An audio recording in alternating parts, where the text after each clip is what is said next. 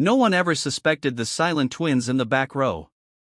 Pale as porcelain, always dressed in simple jeans and hoodies, Alex and Avery Walker, 17-year-old fraternal twins, were ghosts in the hallway of Franklin High. No one noticed them. No one bothered to. They kept to themselves, avoided eye contact, and barely spoke above a whisper. While others chased popularity, the twins spent their time at the library or helping out in the nurse's office. But that silence hid something fierce. Their father was a decorated Marine turned martial arts instructor. After losing their mother in a tragic car accident when they were 10, he raised them with only one rule: you never throw the first punch, but you damn well better finish the last one. Since then, every evening, the twins trained religiously in jiu-jitsu, Krav Maga, and Aikido. Not for glory. Not for fame. But because their father knew the world could be cruel to quiet souls. And that cruelty came knocking. It was a rainy Thursday when everything changed. The hall smelled like wet books and cafeteria grease. Alex and Avery were walking to their lockers, talking quietly about a biology quiz, when Brandon Tate, the football team's golden boy with a bad streak, spotted them. He smirked. "Hey, freaks," he said, dragging his crew behind him. Bryce, the smirking backup quarterback. Jace, tall and stupid. And Kayla, the queen bee who recorded everything on her phone.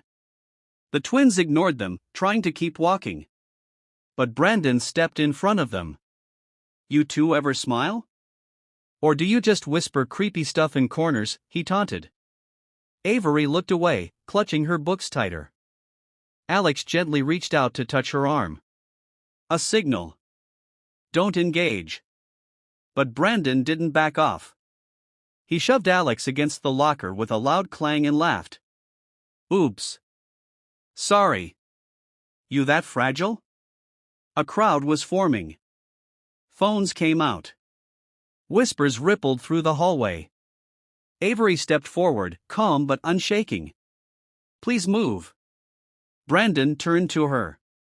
"Look at that. The mannequin speaks." He reached out to touch her cheek mockingly. "You wear makeup, or is your face just naturally dead?" Then came the moment. Brandon reached to yank Avery's backpack. That was the mistake. Because Alex was already moving. In one fluid motion, he hooked Brandon's arm, twisted, and slammed him into the locker. A loud crack echoed through the corridor. Brandon screamed.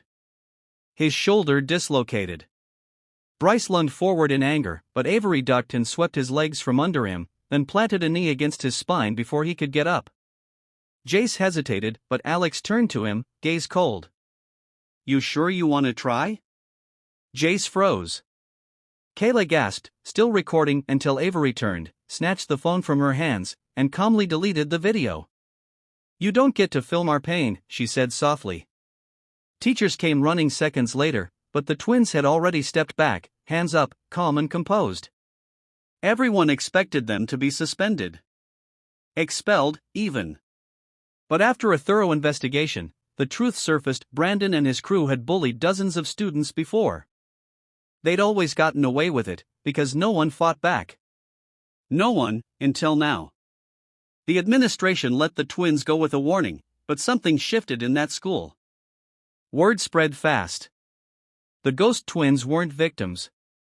They were warriors. Not aggressive. Not violent. But not to be messed with. Still, it wasn't the fight that changed things, it was what came after. Avery started tutoring freshmen who were being bullied. Alex joined a student-led campaign to raise awareness about silent victims of harassment. Their story of standing up not just for themselves but for others inspired kids to speak out. Bullies became cautious. Teachers became attentive. The halls of Franklin High began to feel safer. One morning, a freshman named Lily, small, shy, and often picked on, left a note in Avery's locker. It simply read, "Thank you for showing me I'm allowed to be strong too." And that's when the twins knew their silence had a purpose. But their voice? Their strength? That could change lives.